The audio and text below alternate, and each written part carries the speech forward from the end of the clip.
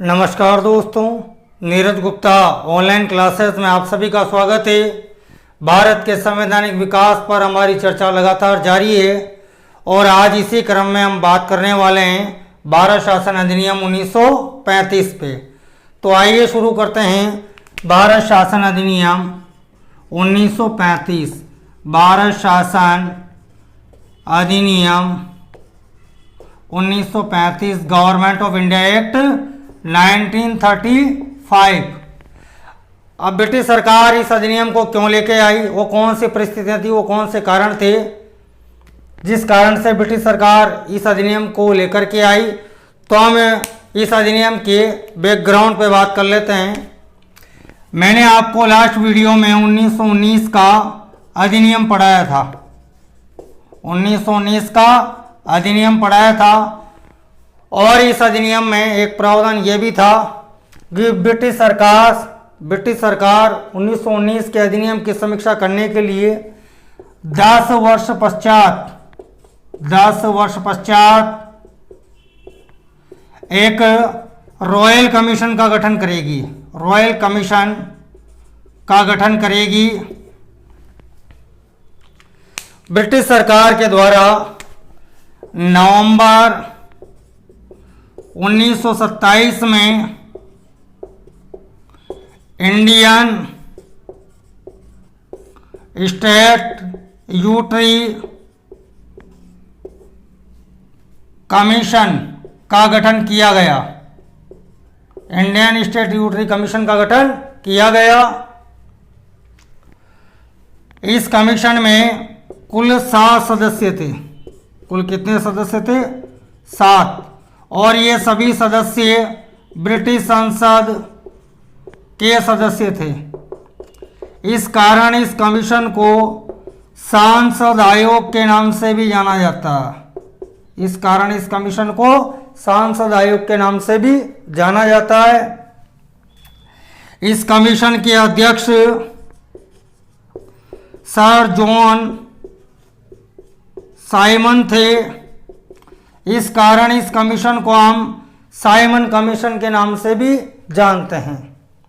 अब आप यहाँ पे देखिए कि ब्रिटिश सरकार को इस कमीशन का गठन 1919 के अधिनियम के अनुसार 10 वर्ष पश्चात यानी 1929 में करना था, लेकिन ब्रिटिश सरकार ने नवंबर 1927 में इस कमीशन का गठन कर दिया। अर्थात ब्रिटिश सरकार भी ये मान चुकी थी कि 1919 का अधिनियम जिन उद्देश्यों को लेकर लाया गया था उन उद्देश्यों को प्राप्त करने में यह अधिनियम सफल नहीं हुआ है। इस कारण से नवंबर 1927 में ही इस कमीशन का गठन किया गया था। आप यहाँ पे ध्यान रखें कि इंडियन स्टैट्यूटरी कमीशन कब गठित किया गया? 1927 में। यह साइमन कमीशन के नाम है। सांसद आयोग के दो या इंडियन स्टैट्यूटरी कमीशन के दो अध्यक्ष के नाम पे इस कमीशन को हम साइमन कमीशन के नाम से जानते हैं। अब दिसंबर 1927 में कांग्रेस का अधिवेशन कहाँ पे हुआ? कांग्रेस का अधिवेशन कहाँ पे होता है? मद्रास में। और कांग्रेस के इस अधिवेशन की अध्यक्षता डॉक्टर अंसारी साहब के द्वारा की गई थी। कांग्रेस के अधिवेशन की अध्यक्षता किसके द्वारा की गई? डॉक्टर अंसारी साहब। और कांग्रेस के इसी अधिवेशन में निर्णय लिया गया कि साइमन कमीशन का हर रूप में, हर तरीके से विरोध करना है। तो आप यहाँ पे ध्यान रखें कि साइमन कमीशन के विरोध का निर्णय कांग्रेस ने अपने किस अधिवेशन में किया था? तो मद्रास अधिवेशन। इस बात को आप ध्यान रखें। इसके बाद फरवरी 1928 में यह कमीशन सर्वप्रथम बंबई पहुंचा और बंबई पहुंचने पर भारत के सभी राजनीतिक दलों के द्वारा इस कमीशन का जबरदस्त विरोध किया गया। साइमन वापस जाओ, साइमन गो बैक के नारे लगाए गए। अब भारतीयों के द्वारा इस कमीशन का विरोध क्यों किया गया? तो उसका रीजन है इस कमीशन में जो 7 सदस्य थे वो सभी ब्रिटिश संसद के सदस्य थे और सभी सदस्य अंग्रेज थे। किसी भी भारतीय को इस कमीशन का सदस्य नहीं बनाया गया। ये विरोध का कारण था। इसके बाद जब भारतीयों के द्वारा इस कमीशन का जबरदस्त विरोध किया जा रहा था, उस समय के जो भारत मंत्री थे लॉर्ड बिर्किनहेड,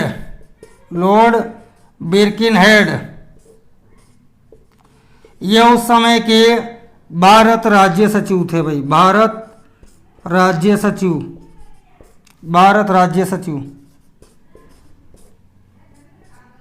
लॉर्ड बिर्किनहेड थे।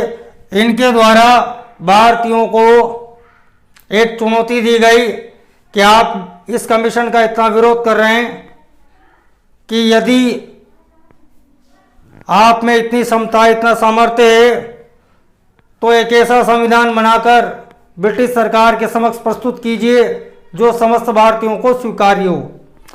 इस बिर्किनहेड की चुनौती को लेते हुए पंडित मोतीलाल नेहरू की अध्यक्षता में एक 11 सदस्यीय समिति का गठन किया गया। पंडित मोतीलाल नेहरू की अध्यक्षता में 11 सदस्यीय समिति का गठन किया गया और इस समिति के द्वारा 1928 में एक रिपोर्ट फाइल की गई जिसे हम नेहरू रिपोर्ट के नाम से जानते हैं, नेहरू रिपोर्ट के नाम से जानते हैं। और इस नेहरू रिपोर्ट में मोहम्मद अली जिन्ना के द्वारा अपना एक 14 सूत्रीय मांग पत्र भी शामिल करवाने का प्रयास किया गया। यानी जिन्ना के द्वारा अपनी 14 मांगों को इस नेहरू रिपोर्ट में शामिल करने की बात कही, लेकिन जो नेहरू समिति थी उसके सदस्यों ने जिन्ना की इन मांगों को मानने से मना कर दिया। परिणाम स्वरूप ब्रिटिश सरकार ने इस रिपोर्ट को लागू करने से मना कर दिया। तर्क यह दिया गया कि इस रिपोर्ट को लेकर के भारतीय एकमत नहीं है। नेहरू रिपोर्ट का प्रत्युत्तर माना जाता है जिन्ना का 14 सूत्रीय मांग पत्र। इस बात को भी आप ध्यान रखें। अब इसके आगे अपन बात करते हैं। दिसंबर 1929 में कांग्रेस का अधिवेशन कहां पे होता है? कांग्रेस का अधिवेशन कहां पे होता है? लाहौर में। कांग्रेस का अधिवेशन कहां पे हुआ? लाहौर में। और कांग्रेस के इस लाहौर अधिवेशन की अध्यक्षता किसके द्वारा की गई? अध्यक्षता जवाहरलाल नेहरू के द्वारा। और यह अधिवेशन लाहौर में रावी नदी के तट पे हुआ था भाई, इसको भी ध्यान रखना। रावी नदी के तट पे हुआ था, रावी नदी के तट पे हुआ था, इसको भी आप ध्यान रखें। कांग्रेस के इस लाहौर अधिवेशन में कुछ महत्वपूर्ण बातें कांग्रेस के द्वारा तय की गई। पहली बात, कांग्रेस का लक्ष्य पूर्ण स्वराज घोषित किया गया। दूसरी बात, 26 जनवरी 1930 को संपूर्ण भारत में स्वतंत्रता दिवस मनाने का निर्णय लिया गया। और तीसरी बात, महात्मा गांधी के नेतृत्व में संपूर्ण भारत में सविनय अवज्ञा आंदोलन चलाने का निर्णय लिया गया। ये 3 बातें तय हुई। इसके बाद महात्मा गांधी के नेतृत्व में संपूर्ण भारत में सविनय अवज्ञा आंदोलन चलाया जाता है। आंदोलन की प्रगति को देखते हुए ब्रिटिश सरकार चिंतित हो उठी और इसी समय 2 व्यक्ति, तेज बहादुर सप्रू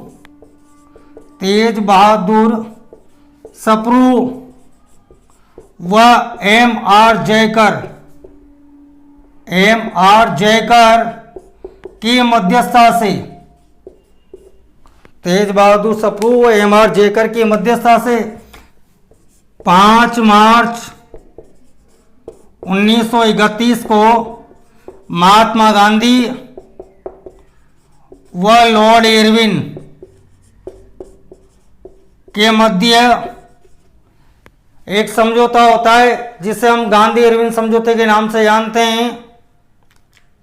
और इस समझौते में कुछ बातें कांग्रेस और ब्रिटिश सरकार के समक्ष तय की जाती हैं, जिनमें पहली मांग है ब्रिटिश सरकार, जिनमें पहली बात है ब्रिटिश सरकार उन सभी राजनीतिक कैदियों को छोड़ देगी जिन्होंने हिंसा का सहारा नहीं लिया है। दूसरी बात, कांग्रेस लंदन में आयोजित द्वितीय गोलमेज सम्मेलन में हिस्सा लेगी। और तीसरी बात, महात्मा गांधी सविनय अवज्ञा आंदोलन को स्थगित कर देगी। ये तीन बातें इस गांधी इरविन समझौते में तय हुई। इसके बाद हम बात करते हैं गोलमेज सम्मेलन यानी राउंड टेबल वार्ता। गोलमेज सम्मेलन ये लंदन में हुए थे और कुल 3 गोलमेज सम्मेलन हुए थे। फर्स्ट 1930 में हुआ, सेकंड 1931 और थर्ड 1932 में हुआ। महात्मा गांधी ने कांग्रेस के प्रतिनिधि के रूप में द्वितीय गोलमेज सम्मेलन में हिस्सा लिया था। सांप्रदायिक समस्या के प्रश्न पर, सांप्रदायिक समस्या के प्रश्न पर यह सम्मेलन विफल हुआ। हुआ क्या कि इस समय डॉक्टर भीमराव अंबेडकर के द्वारा दलित वर्ग को विधानसभाओं में प्रत्यक्ष से प्रतिनिधित्व की मांग की गई, जिसका महात्मा गांधी ने पुरजोर विरोध किया। परिणाम स्वरूप यह सम्मेलन विफल हुआ और महात्मा गांधी भारत आ जाते हैं। आप यहाँ पे इस बात को भी ध्यान रखें कि डॉक्टर भीमराव अंबेडकर और मोहम्मद अली जिन्ना के द्वारा इन तीनों गोलमेज सम्मेलन में हिस्सा लिया गया था। इसके बाद हम आगे बात करते हैं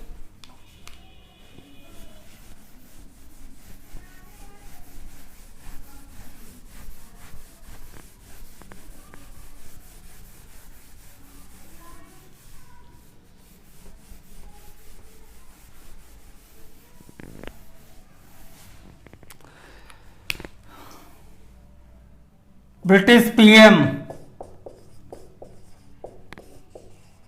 यानी ब्रिटेन के जो प्रधानमंत्री थे रैमजे मैकडोनाल्ड, रैमजे मैकडोनाल्ड के द्वारा सांप्रदायिक निर्णय या इसी को कहा जाता है कम्युनल अवार्ड की घोषणा कर दी। इस निर्णय के अनुसार दलितों को हिंदुओं से अलग माना गया और उन्हें प्रत्यक्ष से प्रतिनिधित्व प्रदान कर दिया गया। रैमजे मैकडोनाल्ड के इस निर्णय के विरोध में महात्मा गांधी पूना की यरौदा जेल में आमरण अनशन पर बैठ गए, आमरण अनशन पर बैठ गए। और महात्मा गांधी के द्वारा जब अनशन प्रारंभ कर दिया गया तो कांग्रेसी नेताओं की मध्यस्थता से 24 सितंबर 1932 को डॉक्टर भीमराव अंबेडकर व महात्मा गांधी के मध्य दलित वर्ग को लेकर के एक समझौता होता है जिसे हम पूना समझौते के नाम से जानते हैं। पूना समझौता, जिसे हम पूना समझौते के नाम से जानते हैं। पूना समझौता कब हुआ? 24 सितंबर 1932 को। किस किस के बीच में हुआ? डॉक्टर भीमराव अंबेडकर, महात्मा गांधी। किस बात को लेकर हुआ? दलित वर्ग को लेकर के हुआ। इसके पश्चात ब्रिटिश सरकार ने मार्च 1933 में एक श्वेत पत्र जारी किया, और इस श्वेत पत्र की जांच के लिए एक संयुक्त संसदीय समिति का भी गठन किया गया। संयुक्त संसदीय समिति का गठन किया गया। इस समिति की जांच के उपरांत ब्रिटिश संसद के द्वारा 1935 के भारत शासन अधिनियम को पारित किया गया। तो हमने अधिनियम के बैकग्राउंड पे संपूर्ण बात कर ली है। अब हम बात करते हैं अधिनियम के महत्वपूर्ण प्रावधान। तो पहला प्रावधान है संघीय व्यवस्था। संघीय व्यवस्था, इसके अंतर्गत पहला बिंदु है अखिल भारतीय संघ, यानी इस अधिनियम के अंतर्गत एक अखिल भारतीय संघ स्थापित किया जाना था और इस संघ में ब्रिटिश भारत के प्रांत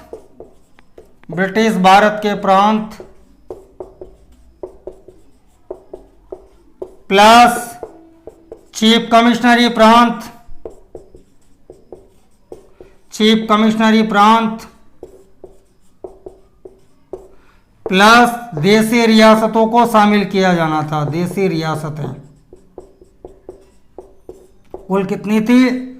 562।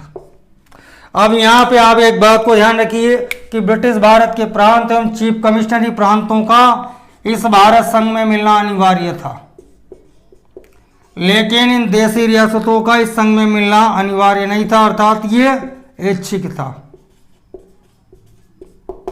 इस बात को भी आप ध्यान रखें। इसके बाद इस अधिनियम का जो दूसरा महत्वपूर्ण प्रावधान है वह है लिखित व कठोर संविधान। इस अधिनियम का जो संविधान था वो लिखित था, वो कठोर था, अर्थात संविधान में 1935 के अधिनियम में यदि किसी भी प्रकार का कोई संशोधन करना हो तो ब्रिटिश संसद ही कर सकती थी। और भारत में ब्रिटिश सरकार ने जितने भी अधिनियम अब तक पारित किए थे उन सब में सबसे लंबा अधिनियम था। इस अधिनियम में कुल 14 भाग थे, 10 अनुसूचियां थी,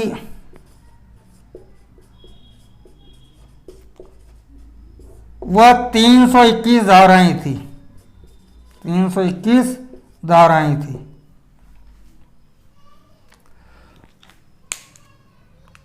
इसके बाद हम इसमें आगे बात करते हैं संघीय व्यवस्था में।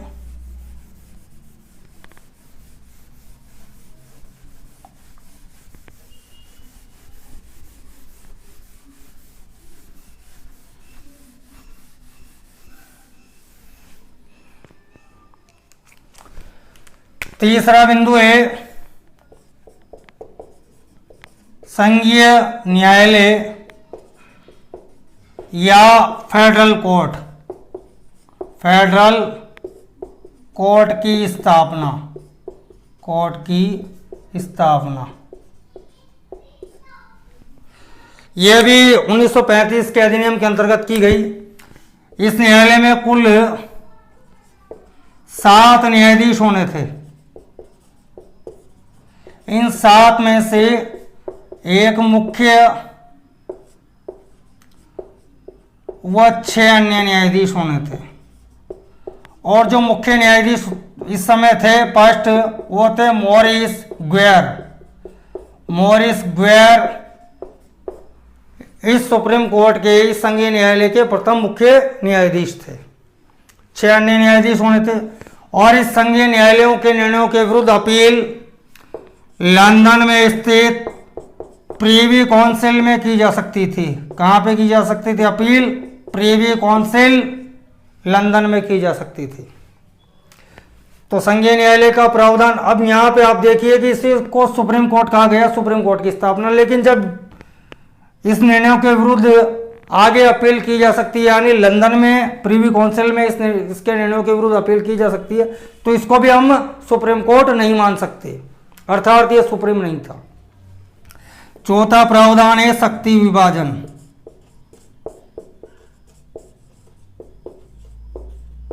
इसके अंतर्गत शासन के विषयों को संघ, प्रांतीय एवं समवर्ती सूचियों में विभक्त किया गया। समवर्ती सूची, संघ सूची में 59 विषय रखे गए, प्रांतीय सूची में 54 विषय रखे गए और समवर्ती सूची में 36 विषय रखे गए। और जो अविशिष्ट विषय थे, अविशिष्ट विषय ये गवर्नर जनरल को दिए गए। भाई गवर्नर जनरल को दिए गए, गवर्नर जनरल को दिए गए। तो शक्ति विभाजन की शासन अधिनियम की सर्वप्रमुख विशेषता, सर्वप्रमुख नहीं, एक विशेषता है भारत शासन अधिनियम 1935 की।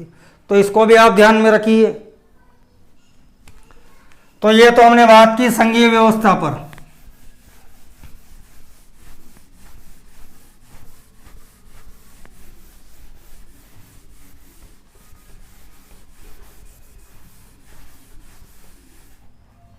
इसके बाद हम बात करते हैं संघीय विधानमंडल, जो इस अधिनियम की दूसरी विशेषता है, संघीय विधानमंडल। अब संघीय विधानमंडल के अंतर्गत देखिए आप, कुल 2 सदन होने थे। एक तो राज्य परिषद और दूसरा विधानसभा। राज्य परिषद यह एक उच्च सदन था और एक स्थायी सदन था, जबकि विधानसभा एक निम्न सदन था और एक अस्थायी सदन था।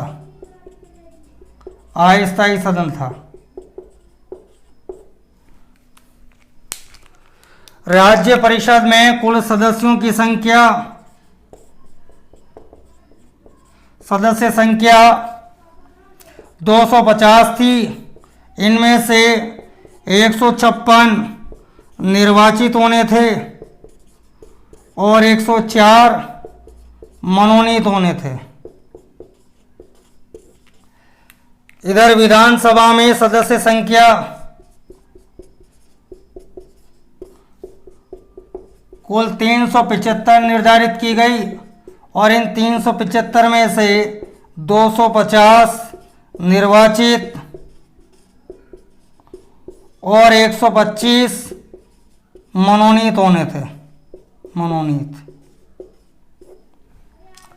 अब जो निर्वाचन था वह राज्य परिषद के सदस्यों का प्रत्यक्ष रूप से होना था, अर्थात जनता के द्वारा, जबकि विधानसभा में निर्वाचन अप्रत्यक्ष रूप से होना था, अर्थात इनके सदस्यों का चुनाव प्रांतीय विधान परिषद के सदस्यों के द्वारा किया जाना था।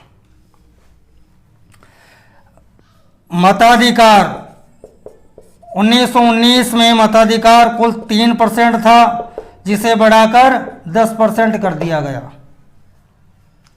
राज्य परिषद के सदस्यों का जो कार्यकाल है वह 9 वर्ष था, कार्यकाल 9 वर्ष, और इन 9 वर्ष के कार्यकाल में वह 1/3 सदस्य प्रति 3 वर्ष पश्चात अवकाश ग्रहण कर लेते थे। 3 वर्ष पश्चात अवकाश ग्रहण कर लेते थे।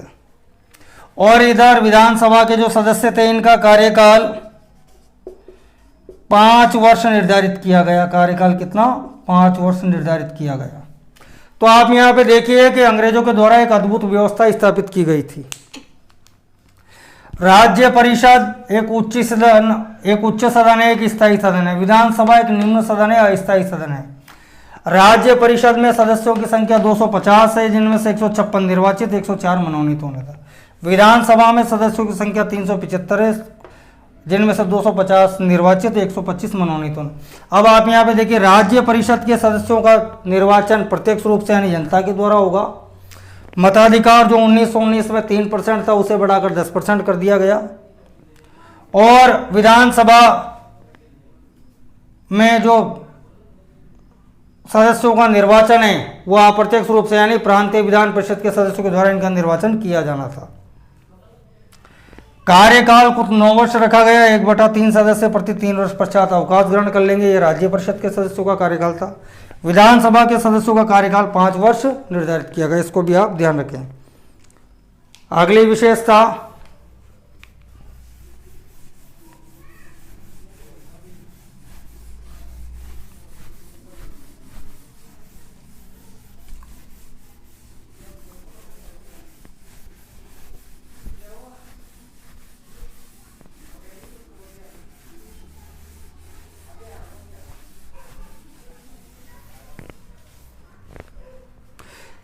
तीसरी विशेषता है प्रांतीय स्वायत्तता, जो इस अधिनियम की सर्वप्रमुख विशेषता है प्रांतीय स्वायत्तता, इस अधिनियम की सर्वप्रमुख विशेषता। प्रांतों का शासन गवर्नर जनरल यानी प्रांतीय गवर्नर जनरल और मंत्री परिषद की सहायता से संचालित होना था। आप यहां पे ये ध्यान रखिए कि जो गवर्नर जनरल है वो मंत्री परिषद की सलाह के अनुसार कार्य करने के लिए बाध्य था। इसी को प्रांतीय स्वायत्तता के नाम से जानते हैं कि क्योंकि प्रांतों का जो शासन है पूर्ण रूप से भारतीय मंत्रियों को सौंप दिया गया। गवर्नर जनरल प्रांतीय मंत्री परिषद की सलाह के अनुसार कार्य करेगा। ये इस अधिनियम के अंतर्गत ये प्रावधान बनाया गया। अब आप यहां पे इस बात को भी ध्यान रखिए कि जो प्रांतों से द्वैध शासन को समाप्त कर दिया गया, द्वैध शासन समाप्त, और इसे केंद्र में लागू किया जाएगा। अभी अपन उसको आगे पढ़ेंगे। प्रांतों से द्वैध शासन को समाप्त कर दिया गया और प्रांतों में बी द्विसदनात्मक विधानमंडल स्थापित किए गए। द्विसदनात्मक विधानमंडल यानी प्रांतों के अंतर्गत भी राज्य परिषद और विधानसभा, कई प्रांतों में 2 सदन स्थापित किए गए, यानी प्रांतों में भी द्विसदनात्मक विधानमंडल की स्थापना की गई। अब कुल 11 प्रांत थे और इन 11 में से कुल 6 प्रांतों में द्विसदनात्मक विधानमंडल स्थापित किए गए। वो कौन कौन से प्रांत थे तो उनको भी देख लेते हैं। बम्बई, मद्रास, कलकत्ता, बिहार, संयुक्त प्रांत जिसे आजकल हम उत्तर प्रदेश के नाम से जानते हैं, संयुक्त प्रांत, और चटाई असम। इन 6 प्रांतों में द्विसदनात्मक विधानमंडल स्थापित किए गए। आप इन 6 के नाम को ध्यान रखें क्योंकि कभी भी यहाँ से काफ़ी अच्छा क्वेश्चन यूपीएससी या आरएस में पूछा जा सकता है कि निम्न में से 1935 के शासन अधिनियम के अंतर्गत किस प्रांत में द्विसदनात्मक विधानमंडल की स्थापना की गई थी या नहीं की गई। इस टाइप का क्वेश्चन यहाँ से बन सकता है, इसको भी आप ध्यान रखें। चलिए आगे बात करते हैं।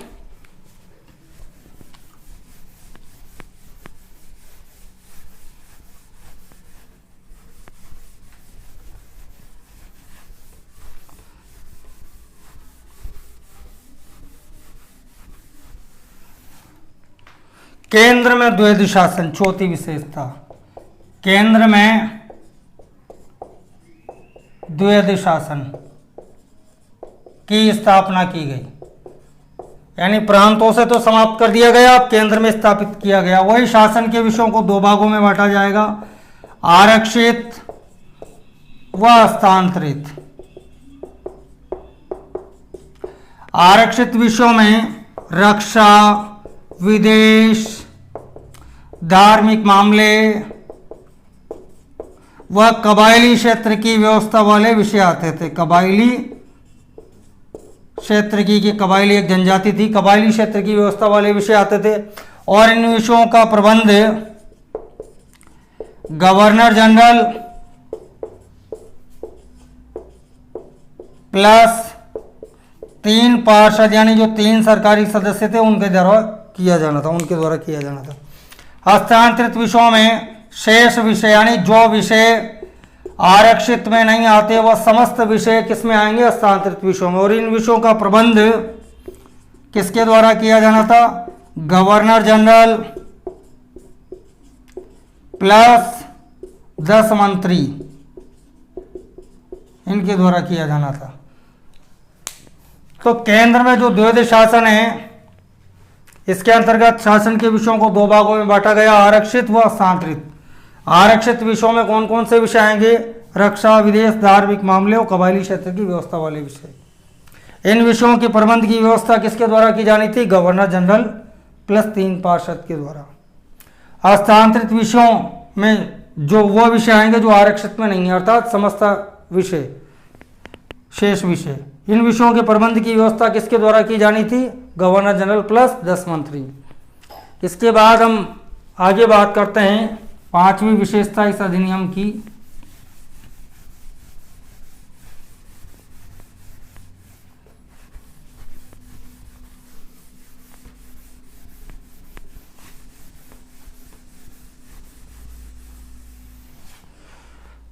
पांचवी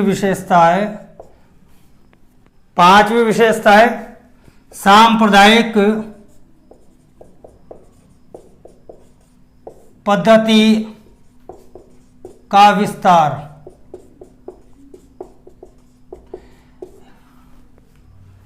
यानी अंग्रेजों की जो नीति है फूट डालो और राज करो, उस नीति को अंग्रेज 1935 में भी आगे बढ़ा रहे हैं। जो नीति उन्होंने 1909 से शुरू की थी उसे और भी विस्तारित करने में लगे हुए हैं।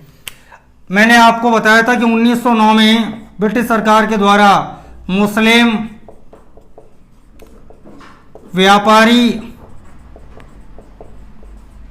व जमींदारों को प्रत्यक्ष प्रतिनिधित्व प्रदान किया गया था और 1919 में सिख,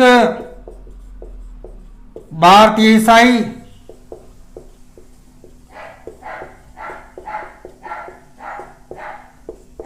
ईसाई, यूरोपीय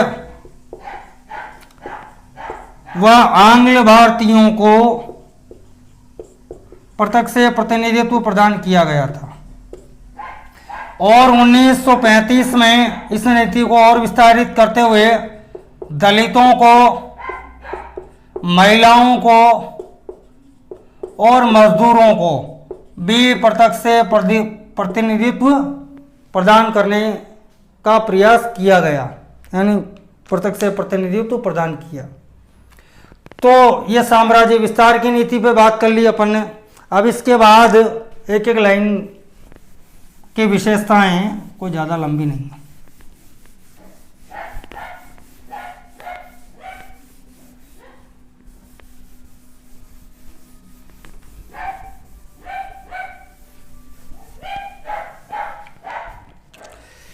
छठी है भारत परिषद की समाप्ति।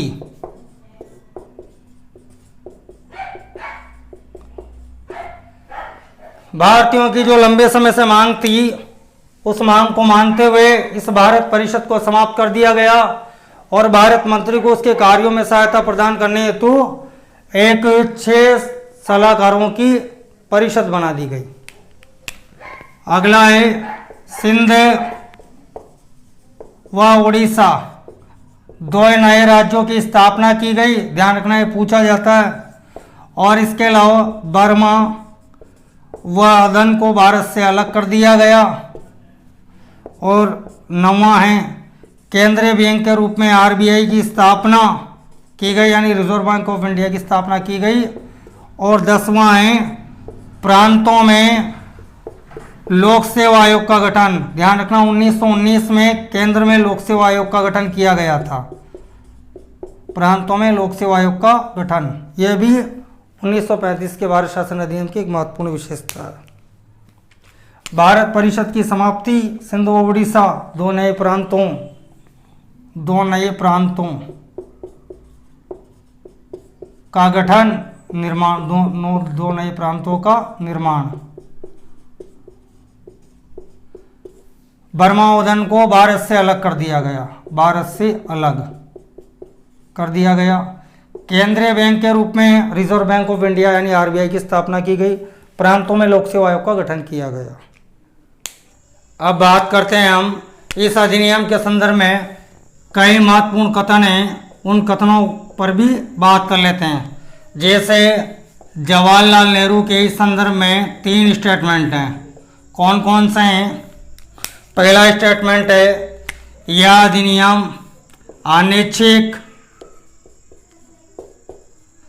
अप्रजातंत्रीय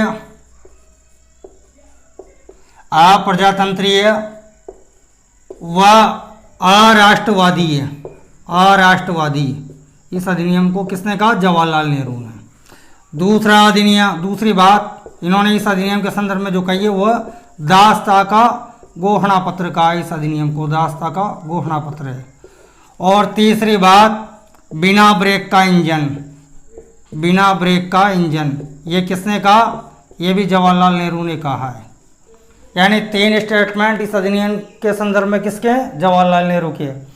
पहला स्टेटमेंट है 1935 का अधिनियम अनैच्छिक है, अप्रजातंत्रीय व अराष्ट्रवादी है। दूसरी बात, दास्ता का घोषणा पत्र है ये अधिनियम। तीसरी बात, इंजन रहित गाड़ी के समान अर्थात बिना ब्रेक का इंजन है इस अधिनियम। अगला स्टेटमेंट है विंस्टन चर्चिल का। चर्चिल ने इस अधिनियम के संदर्भ में क्या कहा है? यह अधिनियम गवर्नर जनरल या वायसराय को हिटलर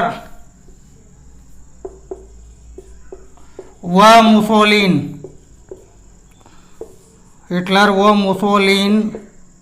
मुसोलिनी के समान गवर्नर जनरल या वायसराय को अधिकार प्रदान करता है। चर्चिल ने कहा 1935 का अधिनियम गवर्नर जनरल या वायसराय को हिटलर व मुसोलिनी के समान शक्तियां प्रदान करता है। तीसरा स्टेटमेंट है चक्रवर्ती राजगोपालाचारी का, और इन्होंने इस अधिनियम को क्या कहा है कि 1935 का अधिनियम यानी नया संविधान द्वैध शासन से भी बुरा है। नया संविधान द्वैध शासन से बुरा है, ये किसने कहा? चक्रवर्ती राजगोपालाचारी ने कहा। और एक व्यक्ति और है मदन मोहन मालवीय। इन्होंने इस अधिनियम को थोपा गया संविधान कहा है। मदन मोहन मालवीय ने 1935 के अधिनियम को थोपा गया संविधान कहा है कि यह थोपा गया संविधान है। इसके अलावा कुछ और स्टेटमेंट है, उन पे भी अपन बात कर लेते हैं।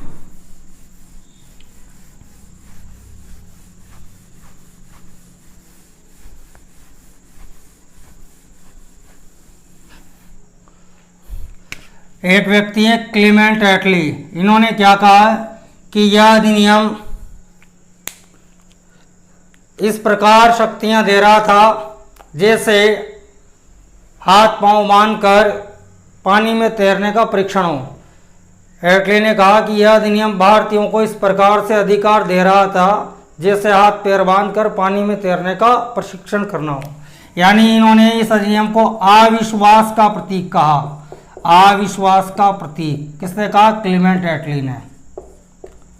और एक व्यक्ति है मोहम्मद अली जिन्ना ने इस अधिनियम को सड़ा गला संविधान कहा है। सड़ा गला संविधान कहा है, किसने कहा? जिन्ना ने। और एक व्यक्ति है प्रोफेसर कूपलैंड। इन्होंने इस अधिनियम को रचनात्मक राजनीतिक विचार